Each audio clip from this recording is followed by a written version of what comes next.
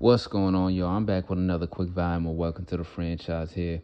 I'm here to just talk about what's been going on in the NBA. As things are starting to pick up now and heat up with the playoffs right around the corner.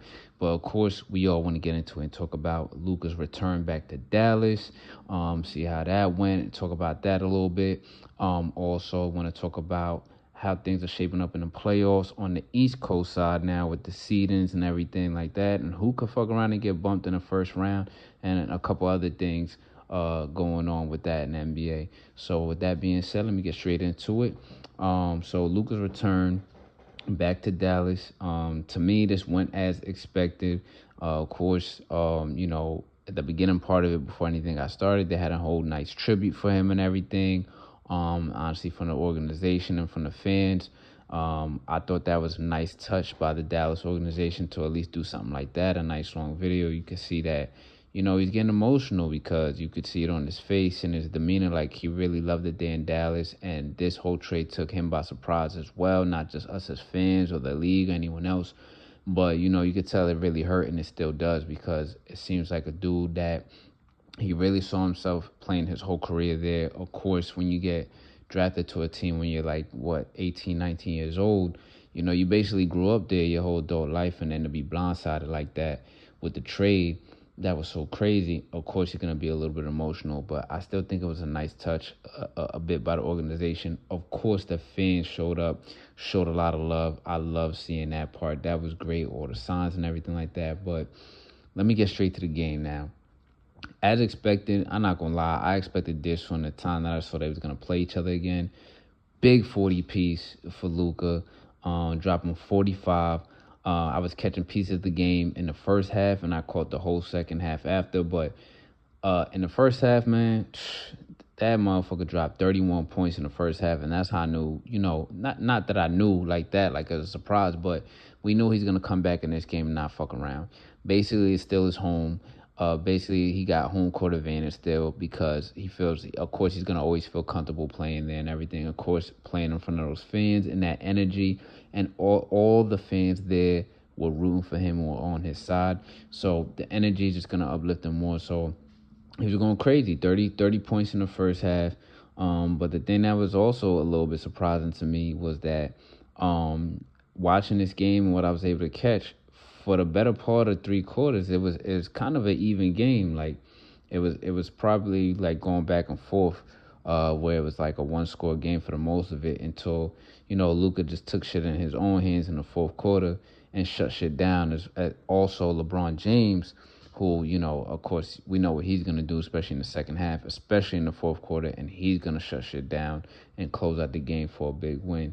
But it was fun to see. What I really loved about this whole game here, I'm not gonna lie, is the fire NICO chants throughout the game. The "We Love You, LUKA" chants, or the "We Love You for LUKA Forever" signs all over the place. And I think they were saying some shit like they made some shirts and signs and everything like that saying "We love you" or "LUKA Forever" in Slovenian or where he's from and everything. So I thought that was really dope by the fans, bringing that energy and showing that love, because the fans are also hurting too. They're heartbroken about this trade still as well. So that was great to see. What wasn't great to see was Anthony Davis's performance. God damn, that motherfucker was missing free throws, missing shots. He wasn't really doing shit at all. And that was kind of ugly to see, because I at least expected him to come out in this game and at least have somewhere between like 18 and 26 or some shit like that, to have some type of presence. But that was really ugly to see. And despite that, like I said, for the better part of three quarters, they still kept this game kind of close.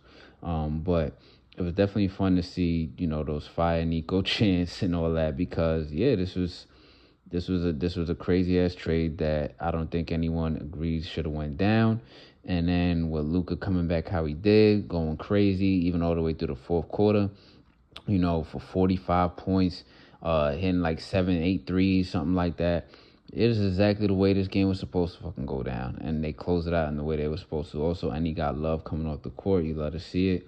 And this is gearing up for the playoffs here. All I got to say about this is that I get it.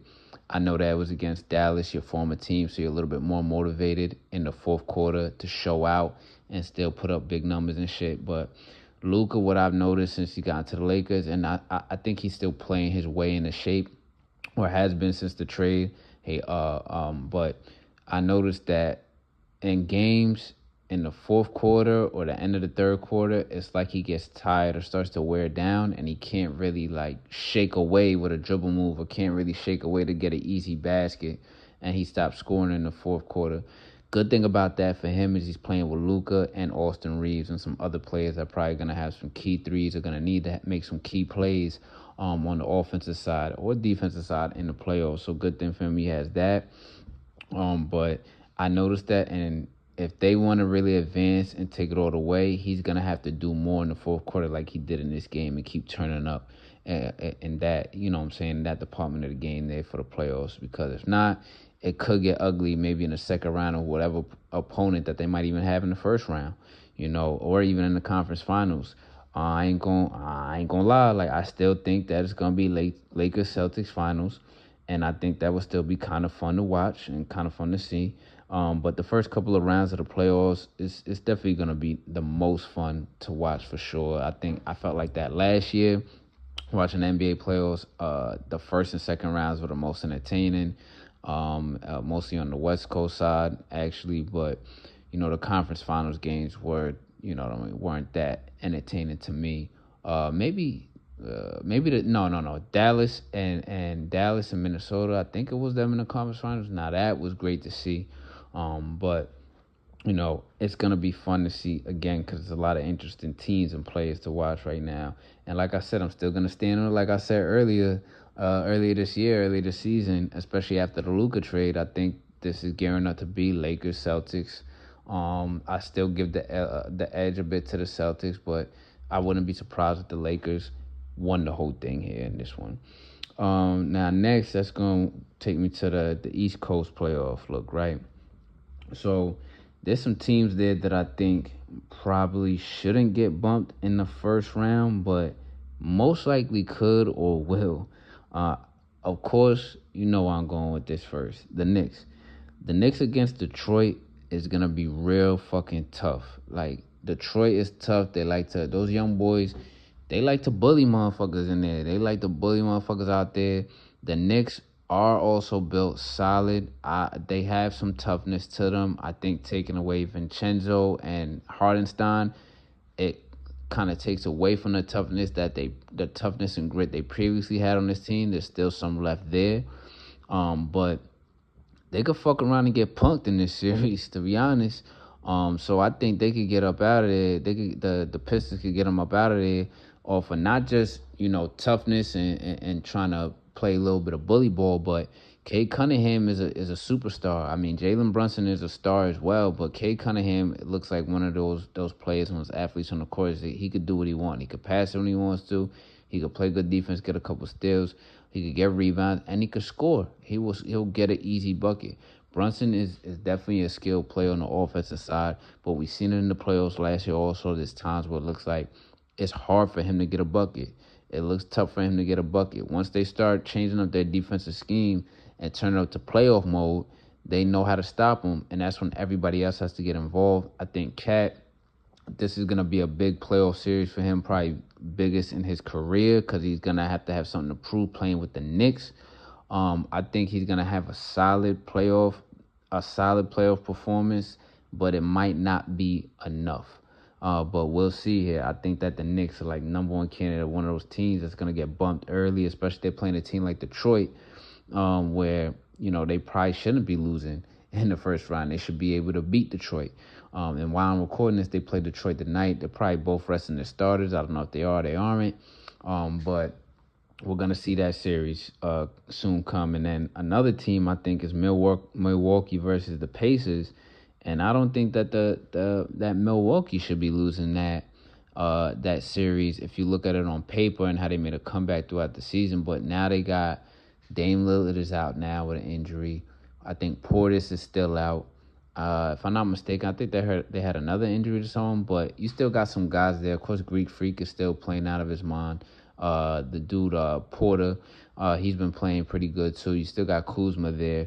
So I think on paper that they should be beating a team like the Pacers. The Pacers are a really tough team They're also pretty good, and they showed that they could be the team that's better than them. And beating the Knicks last year, who I thought was the better team, but they just weren't focused. And then after that, they started breaking down and getting hurt. But it's the same team, and this is a team. I don't know who has the higher seed, but it really, it really doesn't matter. I personally think that Milwaukee is the better team. They got better players. It looks better on paper.